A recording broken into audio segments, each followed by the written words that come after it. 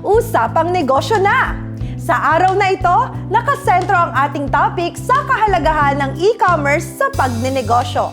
Na talaga namang it's a game changer for both consumers and businesses alike. Kaya naman, wag na nating patagalin pa. Get ready to learn all about this kind of business dahil ito ang Negosyo Goals, ang gabay sa pagtupad ng iyong pangarap. Gaya ng nabanggit ko sa ating pilot episode last week, nasa Season 3 na ang ating show. Sa ating bagong tahanan, kasama ang bago nating ka-NG na si Benji Paras. At isa sa exciting part ng mga pagbabagong ito ay ang maipaalam ito sa ating mga kaibigan sa media industry.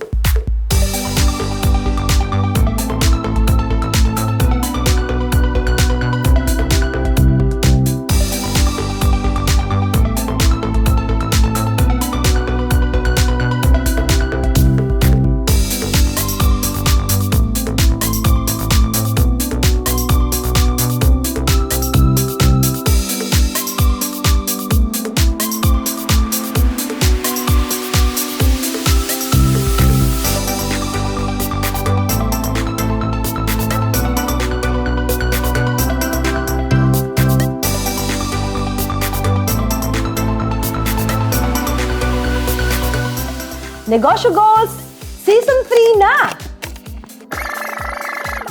Tunay ngang malaki na ang development ng ating programa. Mostly sa part ko, mula sa pagiging segment host sa Season 1, naging show host sa Season 2, hanggang ngayon sa panibagong season, sa bagong tahanan, ang GTV. Kung saan, mas malawak na ang maaabot ng ating programa. Dagdag pa sa aming kasiyahan ang makasama ang bago nating ka-NG na si Benji Paras. Sa kanyang angking talento at mga ideya, on and off the camera, tiyak na magkakaroon din ng panibagong look ang ating programa. Siyempre, handa, hindi lang sa handa, very excited kasi ito is panibagong chapter na gagawin ko. First time na gagawin ko yung mag-interview, yung mayroong mga small businesses at yung mga lumago. It's going to be a learning process para sa akin. Ako rin yung matututo sa kanila. Miss A, Miss Ivy at sa lahat ng bumubuo ng Negosyo Goals, maraming salamat sa pagtanggap niyo sa akin. At I just hope na tumagal pa at dumami pa itong season natin ng Negosyo Goals. At para i-celebrate ang mga bago nating achievements, isang salo-salo ang inihandog ng Negosyo Goals family para sa ating mga kaibigan na ginanap kamakailan sa Cafe Chiquito sa Potrero, Malabon.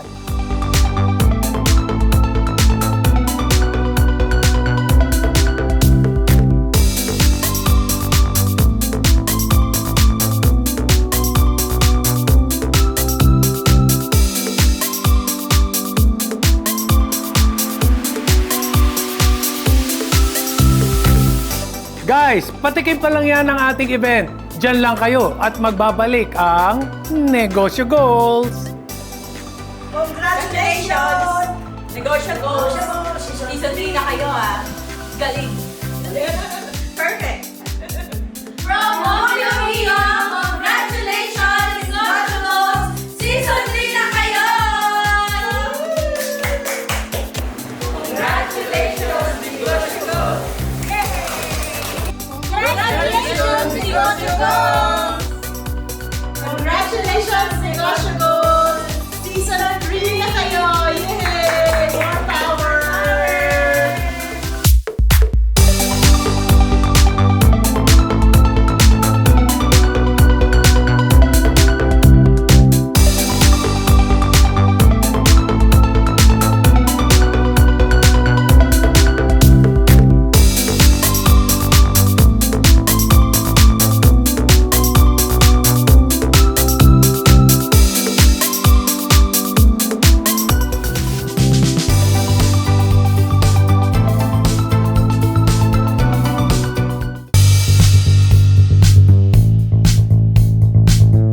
Welcome back! At nandito pa rin tayo sa media launch ng Negosyo Goals. At panoorin pa natin ang iba pang highlights ng event.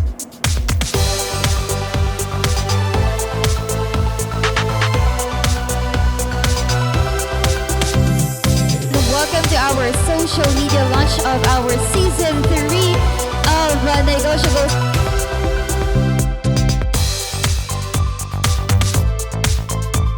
Yung seryoso, joke lang. Kinikilig, masaya, at saka sobrang excited. Very, very grateful and thankful kay Papa God kasi hindi niya hinayaan na maghiwa-hiwalay tayo, di ba? So magkakasama pa rin tayo at saka syempre nagpapasalamat ako sa inyong lahat. At syempre, may bago na tayong kasamang mas makikirayot, o di ba? Kasama si Miss A and si Benji. Siyempre, unang-una, sobrang saya, sobrang proud na hindi natin nakalain na makakarating tayo ng Season 3. I started as a co-host and as a host ng Season 2 and now Season 3 na tayo na hindi po akalain ng buong team na talagang magpapatuloy ang Negosyo Goals. Napakarami po nga abangan ng mga televiewers natin. Of course, aside sa tayo ay nasa bagong tahanan, tayo ay nasa GTV na. Siyempre, nandyan na makakasama na natin the one and only Mr. Benji Paras. And meron na po tayong sarili nating studio, o diba? Nagle-level up na po ang Negosyo Goals. Kaya naman, patuloy po ang Negosyo Goals sa paghatid ng mission and vision nito para ma-impart natin sa mga tao. Friends from the press, if you have any questions, just raise your hand. We'll be approaching you. Give us your name as well as the media outlet where you come from, and we will be having your questions accommodated. What makes Season 3 different sa previous season ng Negosyo Goals? And second question, paano po naging parte or how were you able to convince Mr. Benji Paras to be on board? For me, ibang-iba po ang Season 3 na aabangan ng mga televiewers natin. Unang-una na dyan, nasa bagong tahanan na tayo. So, bagong channel nyo na po kami mapapanood starting February 11 sa GTV. Nyo na po kami mapapanood. And then, dati po kasi talagang wala po kaming studio, kung saan-saan po kami nagsushoot. But ngayon, meron na kaming sarili namin na talagang doon na po palagi yung setup, yung studio, yung shoot namin nagaganap. And of course, Mr. Benji Paras is andito na, makakasama natin as our co-host po ng Negosyo Goals. Paano ba natin na-convince si Mr. Benji? Well, parang hindi naman din kami nahirapan sa kanya. Nakakatuwa. Doon naman sobrang happy ako na talagang inopen niya agad yung door niya para maging parte ng Negosyo Goals. Hi, I'm Charmy Pagulang from Philippine Star. So, can you walk us through po kung paano niyo po pinili si Sir Benji as your co-host? Ano yung mga quality? Sige. Ako na lang sasagot since I'm the TV producer of Negosyo Goals. Well, of course, syempre, kailangan nating ipakilala kay Miss A yung gusto namin ni Direct na konsepto for Season 3 because malaking move yung paglipat. Gusto naming balansehin yung show kasi syempre si Papa Bear, one of the thing na kinonsider kong siya, hindi kasi sapaw si Sir Benji, hindi rin siya kulang. Sobrang perfect yung timpla nilang dalawa, dynamic nila. So, nung nag-meeting kami sa bahay ni Miss A kasama si Direk, present namin sa kanya si Benj. Nakaano siya, big smile siya, happy agad siya, positive agad siya. Sabi niya, sige po, kunin natin si Benj. Gusto ko rin siyang makasama. So, ganun tayo ka-courteous kay Miss A na syempre gusto natin ipaalam sa kanya kung magiging comfortable siya sa bagay na yon. Ganun siya. Thank you. Kay Sir Benji naman, Sir, ano po yung greatest learning you from your sports or showbiz career na nai-apply nyo rin po dito sa show? Actually, wala. No. Ang sa akin kasi, I started in basketball, which is very different from showbiz. So basketball, it's about self-discipline, tulog maaga, and proper diet. And sa showbiz kasi, laging, of course, yung work natin, puyatan, at siyempre wala sa oras yung kain. And yung nangyari lang dito is learning through experience. I am so very happy and very privileged na marami akong nakasamang mga veteranong artista na doon ako natuto nung nagkatrabaho kami. And also adding nung sinabi ni Miss Ivy na kung ba't ako yung pinili. Actually, 14 yung pinili nila, humindi. So ako yung umuo ng panlima. Ayun. So tapos nung nakita ni Miss A, okay yung budget nito. So okay na tayo. So yun lang po. Madalit salita, cheap po ako. You're so used to annotating basketball, di ba? Even up to now. Pero how does this TV hosting differ from annotating sports? Ito kasi ma'am, yung is almost the same kasi yung annotating basketball naman, being an analyst, is kung ano yung nakikita ko doon, yun yung sasabihin ko about the about basketball. And dito naman is kung ano yung tatanong ko, ano yung sasagot sa akin nung ni-interview. And of course, yung mga doon din ako nakakakuha ng yung second and third question para sa kanila. So hindi ka ba nahirapan with this new venture ngayon na kasali ka na sa Negosyo Goals?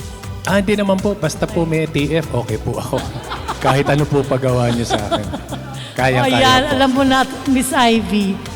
Kay Miss A, do you have any dream guest among the celebrity entrepreneurs?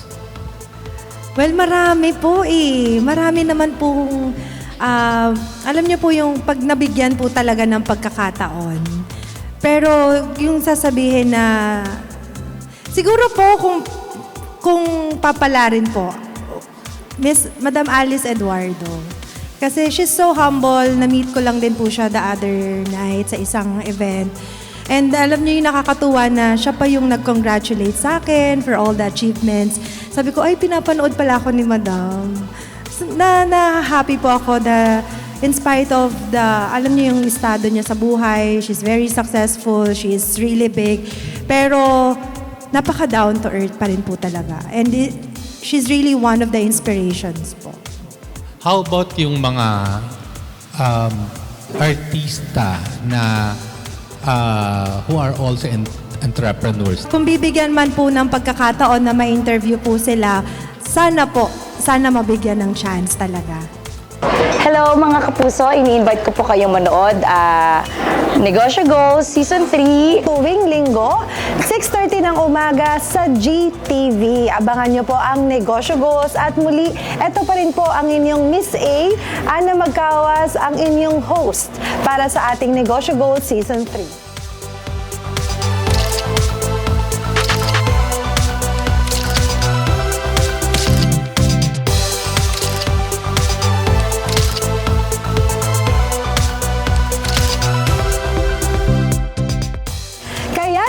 Tuloy-tuloy pa rin ang ating misyon sa pagbibigay inspirasyon sa ating mga ka-EDGI. Muli po magbabalik ang Negosyo Goals, ang gabay sa pagtupad ng iyong pangarap.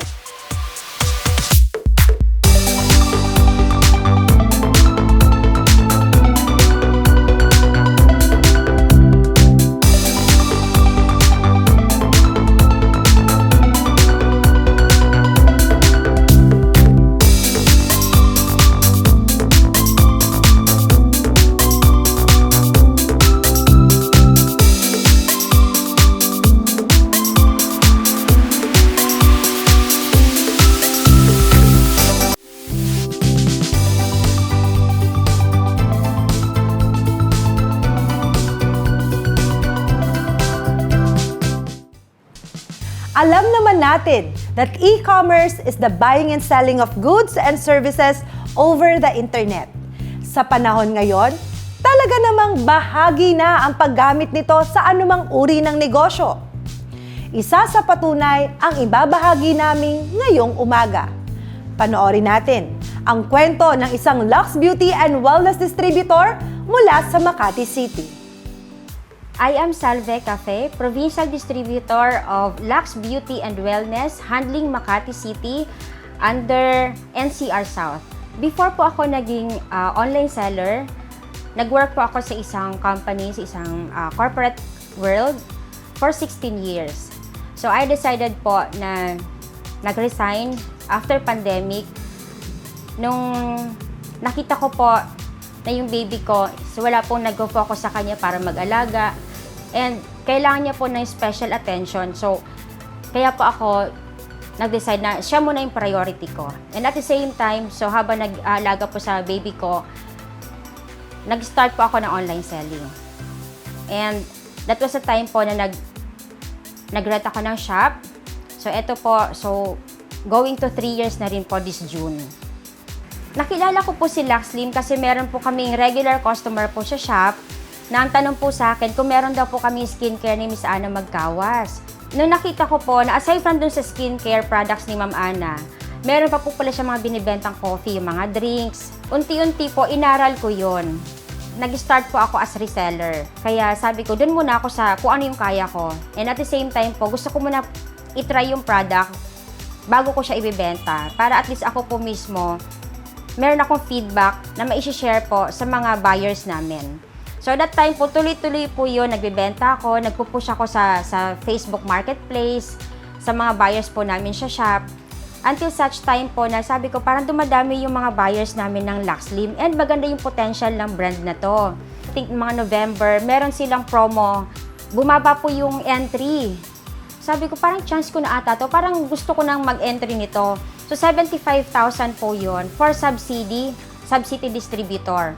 So, di po ako nagdalawang isip kasi sabi ko, hindi naman masasayang at the same time, yung ma-expiration niya, fast-moving po yung product and maganda yung quality niya. So, March po yun nung nag-decide po ako na mag-apply po as district distributor po dun sa PD na nag-handle po ng Makati before. Ayan. So, medyo dumami na po yung mga city distributors po under ko. So, eto na, nung April po, nag-offer po si Maine ng open po for line 2 position. Siyempre, nandun na naman po yung stress ko. Sabi ko, parang gusto ko to. Sabi ko, Lord, bigyan niyo ako ng lakas ng loob. Kung eto ba talaga para sa akin. Nung naipon ko yun, sabi ko, God, kaya ko pala. So, nung nag-entry na po ako noon, grabe, proud ako sa sarili ko. Kasi nakita ko po yung mga products ko nung dumating. Ito pala yung feeling na ikaw yung head ng area. Tapos, yung brand pa na sobrang lakas. And, nakita ko po si Ma'am Ana na grabe, ang supportive niya po. Kaya ko hindi siya tumitigil kasi nakita ko po yung background ni Ma'am Ana na kung ano yung pinagdaanan niya rin, kung ano yung saan siya nag-start. Nakaka-inspire lang po kasi sabi ko, hindi lahat ng CEO is ganito yung support na binibigay niya dun sa mga dealers niya and sa mga resellers kasi gusto niya po isama paangat lahat. 2023 po, nakabili ako ng house, ng lot po pala sa Marine Antipolo po. Maliit lang naman yun, ma'am. Pero alam mo yung sabi ko, grabe, katasto ng katasto ng online selling. So, second, ma'am, nakapag-ipon ako, ma'am, para sa 7th birthday ng anak ko. Na dati po, niloloan ko pa yun. Ayun, so, nung nag-7th birthday po siya, hindi po namin na-expect na ang dami rin pong bisita. Tapos sabi ko, grabe, buti na lang talaga may business na kahit pa paano, nag-compete ako, may natira pa rin. And isa pa, ma'am, ito lang po, October or November, nakabili po kami, ma'am, ng motor. Ayan. So, yung ginagamit po kasi ng rider namin, ma'am, na luma na, isa pa, kumbaga, sa 3 years niya po sa amin na nag-assist, sabi ko, sir, yung motor mo, palitan na natin yan. Ayun, kaya nakabili po kami, ma'am. Cash po yun, ma'am. Eh, yun po yung ginagamit ng rider namin ngayon. Ang pangalan ng ma'am, Lux. Tapos nakakatulong pa kami ako, ma'am, honestly, yung family ko po, yung mga kapatid ko, ma'am. So, kahit pa paano, ma'am, napapadalhan ko pa rin naman sila. Hindi man po yung monthly, ganon. Pero, nakakatulong po ako sa kanila kahit pa paano pag talagang kailangan nila yon. Isa pa po sa mga naitulong ni Lux sa akin, yung na-realize ko po na hindi lang pala hanggang ganun eh. So, yung nagda-doubt ka sa sarili mo, na ang laki po na naitulong niya dahil yung mga bagay po na alam kong hindi ko kaya, na akala kong hindi ko kaya ko pala. So, yun lang po, lagi lang po natin tatandaan na sa lahat po ng mga decisions natin sa buhay, stay positive lang and never give up. Sabi ko nga, 'di ba, huwag susuko kasi kapag sumuko ka, tapos na yung laban eh. Sabi ko, hindi po kasi ako ganun tao. Sabi ko, kahit medyo nahihirapan ako, bangon pa rin. So, syempre po, stay lang po natin na maging humble tayo, yung stay firmly, yung firmly on the ground. And of course po, most of all, yung prayers po talaga, malaking tulong po yun. And wala naman pong ibang mag-guide po sa atin, kundi si Lord. Diba? Sa lahat po na ginagawa natin, sa lahat ng pinagdadaanan natin, sabi ko, kapit lang talaga For Lux Beauty and Wellness Group, gusto ko po magpasalamat dahil sa pag-accommodate niyo po sa amin for the amazing opportunity po na binigay niyo po sa akin na maging part po ng brand niyo. More power po!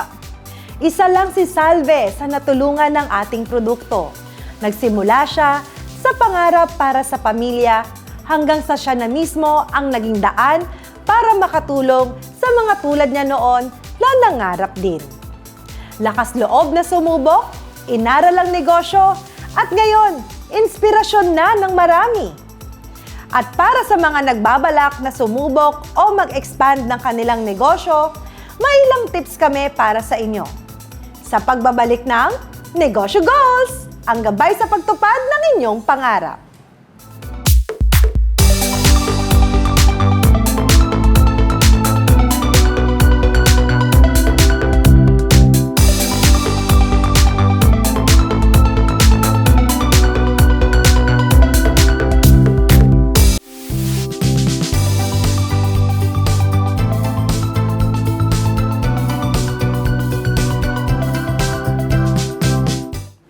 Masipag na online seller. Yan si Lovely Ann Rivera. Isa sa ating mga televiewers na nagbabalak palaguin palalo ang kanyang negosyo. Kaya naman, para bigyan siya ng ilang payo, makakasama siya ni Benji at ni Sir Ian Guanzon ng Global Dominion Financing Incorporated. Miss Lovely, kamusta ka na? Hello po, Sir Benji. Okay lang naman. Sa pag sinabi bang araw-araw, literal ba yun na Monday to Sunday pag sinabing araw-araw? Hindi naman po. Actually po, ang pagla-live selling ko po is 1 to 2 days lang po. After po nun, kinabukasan po, dinideliver ko din po. After ko ma-deliver lahat, ma-dispose, ayun po, bubukas ulit ako ng bagong bulto, tapos live selling po. Kamusta naman yung negosyo? Okay naman po as of now po. Talagang sa ukay negosyo, talagang kailangan lang po ng tiyaga. Tsaka kasi po, lalo ngayon po, napakadami na nagsubutan po ng ukay na ganyan. So, kailangan po diskartihan lang po ang papasok po dito sa mga online selling po. Tulad namin. At syempre, para sa ating financial advice, hindi mawawala ang ating kapartner from Global Dominion, Sir Ian Guanzon. Sir Ian? Okay, eto si Miss Lovely. Miss Lovely, ano pa ba ang kailangan nyo para doon sa negosyo na nasa tingin nyo matutulungan kayo ng Global Dominion? Hello Sir Ian, good morning po. Una po, syempre, sa negosyo kailangan ng kapital. So, ayun, struggle ngayon, kapital.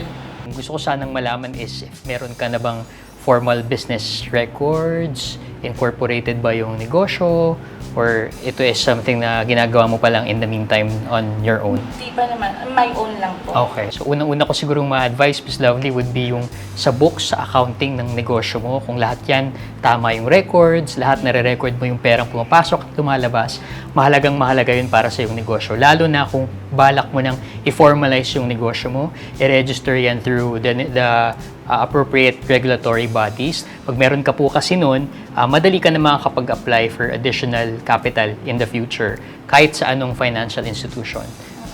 Mas mahalaga kasi na ma-formalize yun pati yung pumapasok na pera, so mag-open ka na ng separate bank account for the business once registered ka na rin.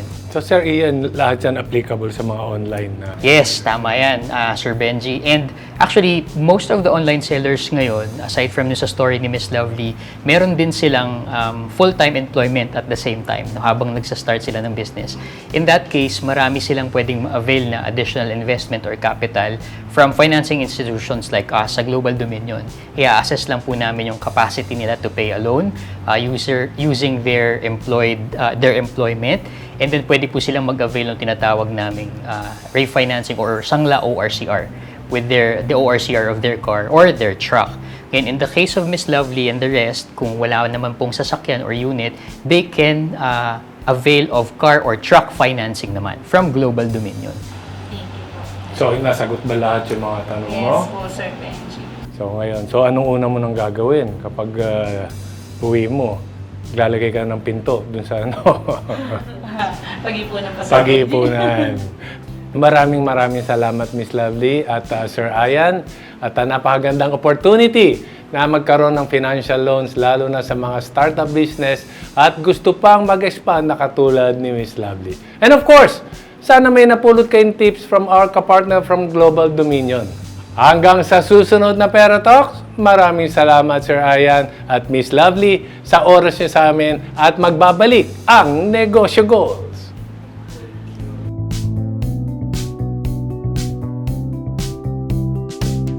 Negosyo Goals would like to thank LuxLift, LuxKit, Global Dominion Financing Inc., Casa Acuña Staycation, Burst Creative Studio, Arke Customized Printing Services, Primero Clothing Enterprise, Miss February Closet, Habi ni Nona, Lozano's Kitchen, Cafe Chiquitos, Barapido Inc., Cake ni Maria, OMG Memories Photo Booth,